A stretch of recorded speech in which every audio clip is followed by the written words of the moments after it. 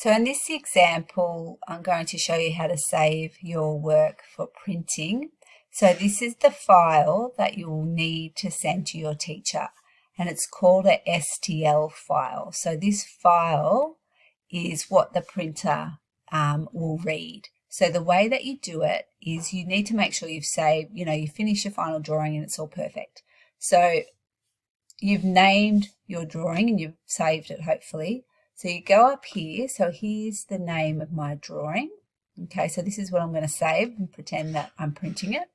So all I do is I right click on this dot here on the side. Okay, so all I did, I came up to my document name, which is right here, and you've got a black dot beside it. So you right click on there. And if you come down, there's a whole heap of options, but what you're going to do is go Save as STL. Doesn't look like it's done anything, but you just go OK.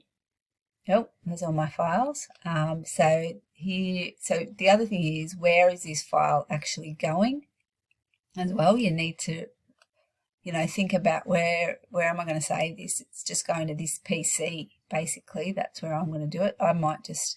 I think for now, I'm just going to save it onto my desktop, and then I'm just going to get rid of it later. So it's called Body 1 V1. Now, your teacher might give you a naming convention. So they might say to you, okay, well, call it your name. Don't call it 3D print thing, because your teacher will end up with loads of those. So maybe call it your name, whatever term it is, and maybe the year as well. So, when your teacher's going through their emails, they know exactly what it is. So then you're going to hit save. You've got an STL file. So when you go to email, for example, here's my email here. Oops. Up here, I'm going to go new message. And in here, I'm going to attach it. So I want to browse this computer. And then I go to this PC, I go to desktop, and hopefully I'm going to find my file somewhere here. This is why it's a good idea to remember what you save it as. So here's my little file, and hopefully you've got an icon, because it's going to say that it's a 3D object. So I hit that, it's attaching it.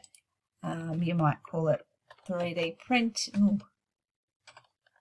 3D printing, and put your teacher's name and send them through that STL file. So that's basically it.